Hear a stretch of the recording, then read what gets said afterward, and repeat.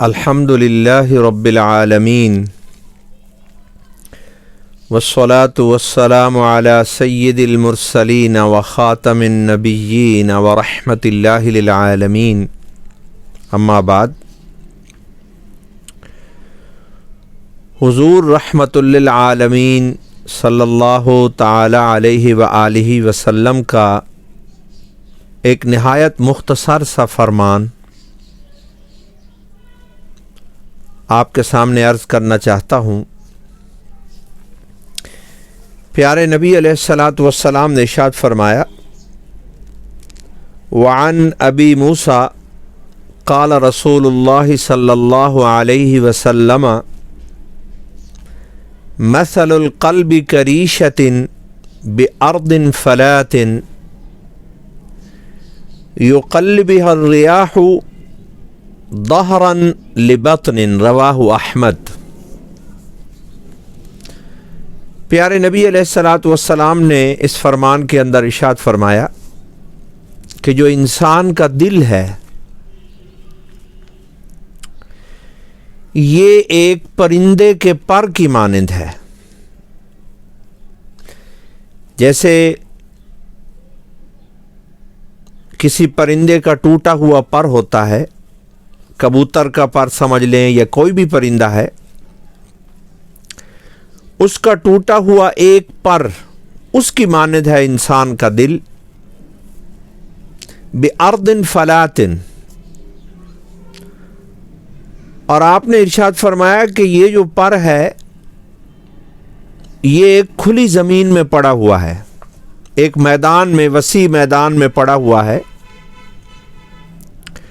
اور ہوائیں اس پر کو الٹتی اور پلٹتی ہیں۔ کبھی سرد ہوائیں چلتی ہیں، کبھی گرم ہوائیں چلتی ہیں، کبھی آندھیاں چلتی ہیں۔ تو چونکہ یہ پر، پرندے کا ٹوٹا ہوا پر ایک کھلے میدان میں پڑا ہے تو ہواؤں سے متاثر ہوتا ہے۔ کبھی اس کا اوپر والا حصہ نیچے آ جاتا ہے، کبھی نیچے والا حصہ اوپر چلا جاتا ہے۔ اسی طرح میرا اور آپ کا دل ہے۔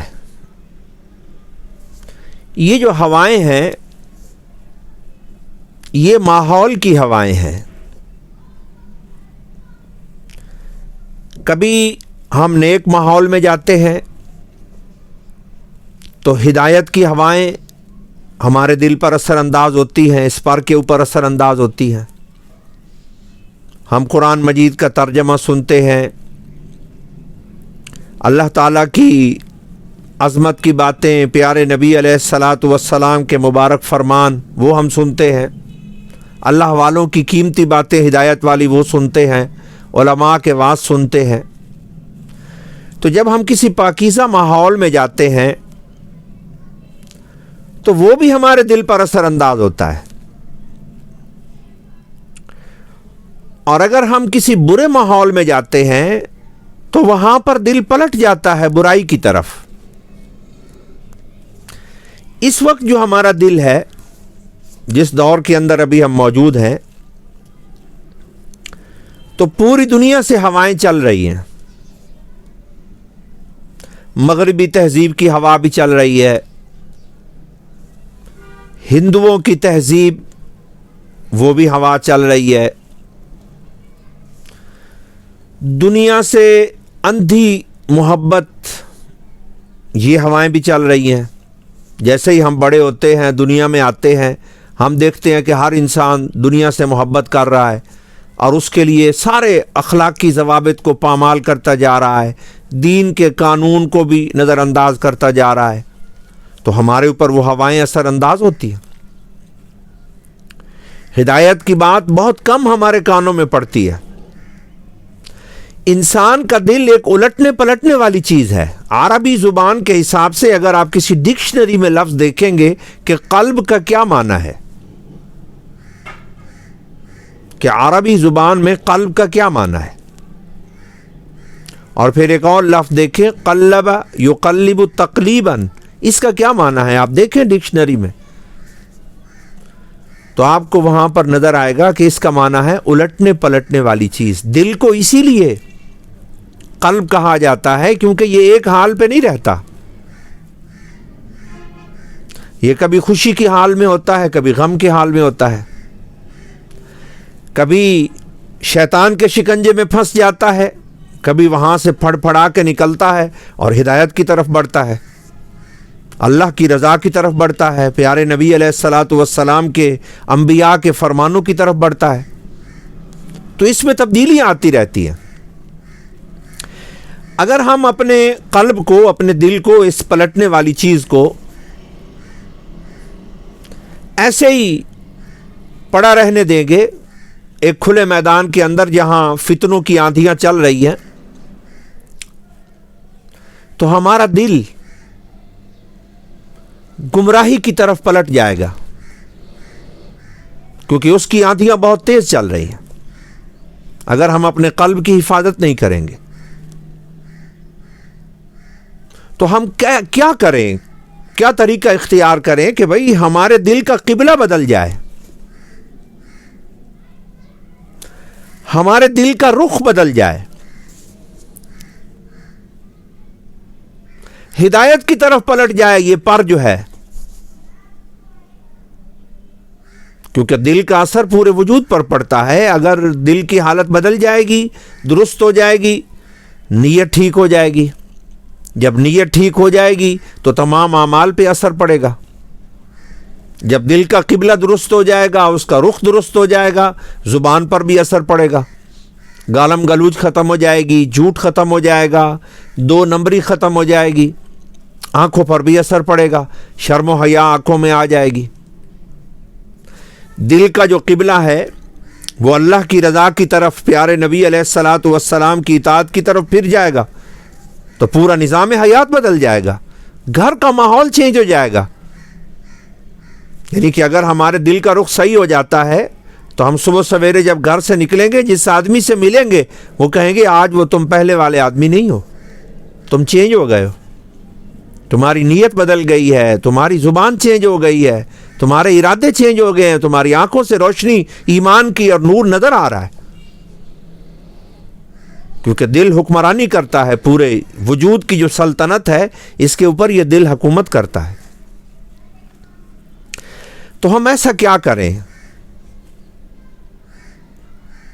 کہ ہمارے دل کا رخ ٹھیک رہے، اور اگر یہ کبھی برائی کی طرف پلٹے تو پھر فوراً واپس آ جائے ہدایت کی طرف. کیونکہ دنیا میں رہتے ہوئے تند و تیز فتنوں اور آندھیوں میں کبھی دل پلٹ بھی جاتا ہے انسان کا، تو وہ واپس آ جائے اپنے مرکز کی طرف، اس کا قبلہ پھر سے درست ہو جائے. تو اس کے لیے میری ریکمنڈیشن یہ ہے کہ آپ 15 منٹ لازمی طور پر اپنے گھر میں دین کا ماحول پیدا کریں. 15 منٹ. میں آپ سے کوئی مشکل ڈیمانڈ نہیں کر رہا جس کو آپ پورا نہ اتر سکتے ہو. میں آپ کو آسان چیز بتاتا ہوں. صبح سویرے 15 منٹ آپ اللہ اور اس کے رسول صلی اللہ تعالی علیہ وآلہ وسلم کے جو فرمان ہیں ان کو سننے پر اور سنانے پر 15 منٹ آپ روزانہ خرچ کریں. یہ اب میں پریکٹیکل اپروچ آپ کو بتا رہا ہوں کہ کیسے دل تبدیل ہو جائے گا.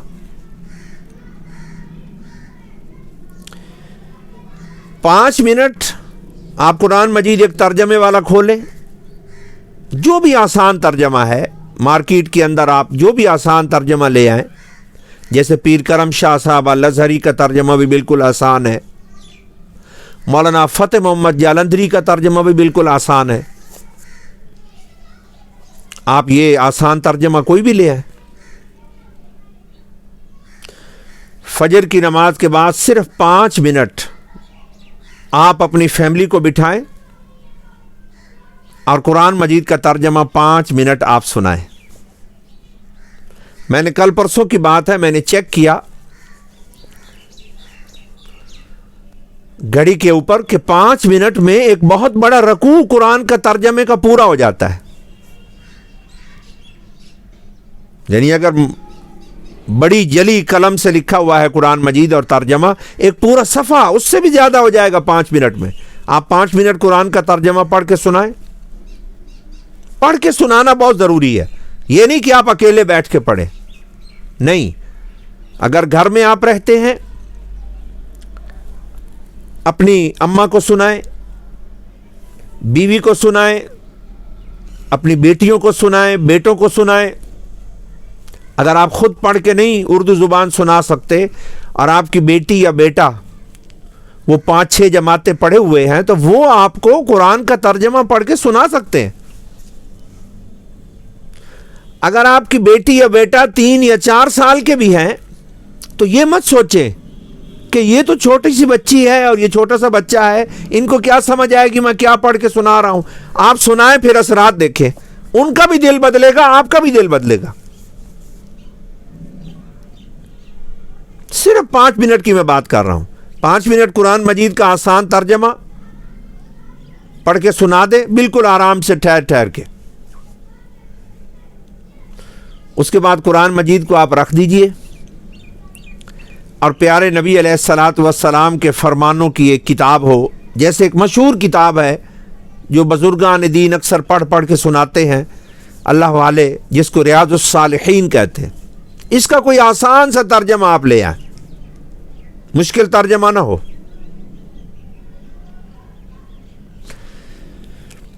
تو 5 منٹ پیارے نبی علیہ الصلاۃ والسلام کے فرمان پڑھ کے، آپ کی احادیث پڑھ کے آپ اپنے گھر میں سنا دیں، 10 منٹ ہو گئے۔ اب جو باقی 5 منٹ بچے ہوئے ہیں، ایک دینی مسائل کی کتاب ہو، جیسے ایک مشہور کتاب ہے تعلیم الاسلام، اس طرح کی کوئی دینی مسائل کی کتاب ہو جس میں نماز کا طریقہ، اذان کا طریقہ، نماز کے احکامات، وضو کے احکامات، حج کے احکامات، زکوٰۃ کے احکامات، یہ لکھے ہوئے ہوتے ہیں کہ فرض کیا ہے، واجب کیا ہے، سنتیں کیا ہیں، مستحبات کیا ہیں، نماز کیسے پڑھنی ہے، یہ چیزیں جو ہیں وہ ضروری دینی مسائل کی آسان سی ایک کتاب ہو، 5 منٹ وہ پڑھ کے آپ سنا دیجیے۔ میں کہتا ہوں 1 ہفتہ آپ پورا نہیں ہوگا اس 15 منٹ کی روٹین کا، آپ دیکھیں گے کہ آپ کے دل کا رخ اور قبلہ تبدیل ہو رہا ہے، آپ کو اندر بھی نور نظر آئے گا، باہر بھی نور نظر آئے گا۔ اگر ہم اپنی فیملی کو ہدایت کی باتیں نہیں سنائیں گے تو ان کے دل تو ایک ٹوٹے ہوئے پر کی مانند ہیں جو ایک میدان میں پڑا ہوا ہے، تو گمراہی کی آندھیاں تیز چل رہی ہیں، شیطانی آندھیاں تیز چل رہی ہیں، وہ اس پر کو اڑا کر شیطان اپنی سائڈ پہ لے جائے گا، بے حیائی کی طرف، میوزک کی طرف، گمراہوں کی طرف۔ یعنی جیسے ہم مسلمان ہیں الحمدللہ، تو ہمارا ایمان، ہمارا عقیدہ ایک بہت ہی قیمتی چیز ہے، اگر ہم اس کی حفاظت نہیں کریں گے اپنے دلوں کی تو ایمان ضائع ہو جائے گا۔ ایسے بہت سے لوگوں کو میں جانتا ہوں، میرے واقف ہیں وہ، کہ وہ اپنا ایمان ضائع کر چکے ہیں۔ کیوں ضائع کر چکے ہیں؟ کیونکہ ان کے گھروں میں کبھی قرآن کا ترجمہ پڑھ کے نہیں سنایا گیا، ان کے گھروں میں کبھی پیارے نبی علیہ السلام کا فرمان پڑھ کے نہیں سنایا گیا، ان کے گھر میں کبھی دین کے مسائل کی کتاب پڑھ کے نہیں سنائی گئی، تو وہ اپنا ایمان گم کر چکے ہیں، اپنا عقیدہ کھو چکے ہیں۔ وہ اب رسم و رواج پر ایمان رکھتے ہیں، جو ادھر ادھر انہوں نے دیکھا اسی کے پیچھے چل رہے ہیں، ان کو اوریجنل دین کا پتہ نہیں ہے۔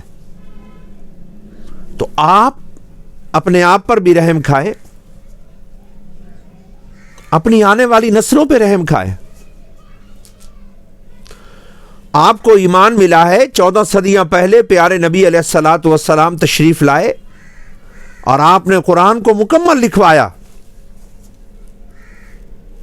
حضور علیہ الصلاۃ والسلام لوگوں کو قرآن حفظ بھی کرواتے تھے، اور آپ قرآن کو کاغذ پر، کپڑے پر، چمڑے پر، لکڑی پر پتھروں پر، مختلف چیزوں پر، جو چیز بھی اس وقت ایزیلی دستیاب ہوتی تھی اس کے اوپر قرآن کو لکھواتے تھے. پیارے نبی علیہ الصلوۃ والسلام کے لکھنے والے مقرر تھے. آپ سفر میں بھی قرآن مجید لکھواتے تھے. جب آپ نے اس دنیا سے پردہ فرمایا تو پورا قرآن کا ایک ایک حرف تحریری شکل میں بھی موجود تھا، لیکن وہ قرآن کے نسخے بڑے نسخے تھے، کیونکہ ایک سورہ مبارکہ چمڑے پر لکھی ہوئی ہے، ایک سورہ مبارکہ لکڑی پر لکھی ہوئی ہے، ایک سورہ مبارکہ اونٹ کے شانے والی ہڈی پر لکھی ہوئی ہے، پتھر پر لکھی ہوئی ہے، جیسے آج کل بھی دیکھتے ہیں پتھر پر خطاطی ہوتی ہے. تو وہ بہت بڑا نسخہ بن جاتا تھا. تو حضرت ابوبکر صدیق رضی اللہ تعالی عنہ نے قرآن مجید کا پہلا نسخہ اس میں سے کاپی کیا کاغذ کے اوپر، اور پھر وہی جو حضور کے زمانے کے اندر قرآن مجید لکھا ہوا موجود تھا اسی کو کاپی کر کے پوری دنیا کے اندر پھیلایا حضرت عثمان غنی رضی اللہ تعالیٰ عنہ. زبردست حفاظت، یعنی حفاظ تو ہزاروں تھے لیکن لکھنے کا بھی پورا نظام. اور صرف قرآن نہیں لکھا جاتا تھا، حدیث شریف کو بھی لکھا جاتا تھا. آج مارکیٹ میں وہ کتابیں بھی دستیاب ہیں جو صحابہ کرام رضوان اللہ علیہ مجمعین نے خود املا کروائیں اپنے شاگردوں کو. حدیث کی کتابیں آج وہ بھی مارکیٹ میں دستیاب ہیں. جیسے ایک صحابی نے عرض کی کہ یا رسول اللہ صلی اللہ علیہ وآلہ وسلم، آپ کی باتیں بہت قیمتی ہوتی ہیں لیکن میں کچھ باتیں بھولتا ہوں. تو آپ نے کیا ارشاد فرمایا؟ آپ نے فرمایا استعن بیمینک، اپنے دائیں ہاتھ سے مدد لو. یہ ایک محاورہ ہے، یعنی تم لکھتے کیوں نہیں ہو؟ جو کچھ میں بول رہا ہوں لکھو اسے. تو وہ صحابی پیارے نبی علیہ السلام کے ہر فرمان کو لکھنے لگے. تو کسی نے ان کے لکھنے پر اعتراض کیا کہ تم سب کچھ لکھ رہے ہو، اگر پیارے نبی علیہ الصلوۃ والسلام ناراض ہو رہے ہیں تو وہ بھی لکھ رہے ہو، اگر خوش ہو رہے ہیں تو وہ بھی لکھتے جا رہے ہو. حضور سے پوچھ لو کیا لکھنا ہے کیا نہیں لکھنا. تو صحابی نے کہا یا رسول اللہ صلی اللہ علیہ وسلم، میں تو آپ کا مسکرانہ بھی لکھتا ہوں اور کوئی بات آپ پسند نہیں کرتے تو وہ بھی لکھ لیتا ہوں. تو یہ مجھے منع کر رہے ہیں کہ حضور سے پوچھو کیا لکھنا ہے کیا نہیں لکھنا. تو کیا فرمایا پیارے نبی علیہ الصلوۃ والسلام نے؟ ارشاد فرمایا خدا کی قسم اگر میں ناراض ہوتا ہوں یا میں خوش ہوتا ہوں میری زبان سے کبھی غلط بات نہیں نکل سکتی. میری زبان سے جو کچھ بھی نکلتا ہے وہ حق ہوتا ہے، کیونکہ اس زبان کی حفاظت وہ وحدہ لا شریک رب العالمین کر رہا ہے. او کما قال رسول اللہ صلی اللہ علیہ وآلہ وسلم. تو قرآن کی بھی حفاظت کی گئی اور حدیث شریف کی بھی حفاظت کی گئی. کس لیے؟ آپ کے لیے، میرے لیے، اس امت کے لیے. اللہ نے غیبی نظام قائم فرمایا کہ قیامت تک قرآن کا ایک ایک حرف محفوظ ہو. غیبی نظام قائم فرمایا کہ حدیث شریف محفوظ ہو. آج آپ کے گھر میں قرآن مجید ہے لیکن آپ اپنی آنے والی نسلوں کو قرآن سے جوڑ نہیں رہے ہیں، آپ نے موبائل سے جوڑ دیا ہے، سیاست سے جوڑ دیا ہے، دنیا کی محبت سے اپنے آپ کو اور اپنی آنے والی نسلوں کو جوڑ دیا ہے. آپ نے قرآن سے نہیں جوڑا، حدیث سے نہیں جوڑا، فقہ سے نہیں جوڑا آپ نے.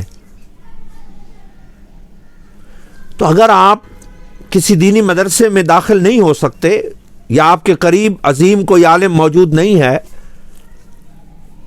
تو پھر بھی آپ دل چھوٹا نہ کریں. اللہ نے آپ کے لیے عظیم انتظام کر رکھے ہیں، اپنے رب کے انتظامات سے فائدہ اٹھائیں. آپ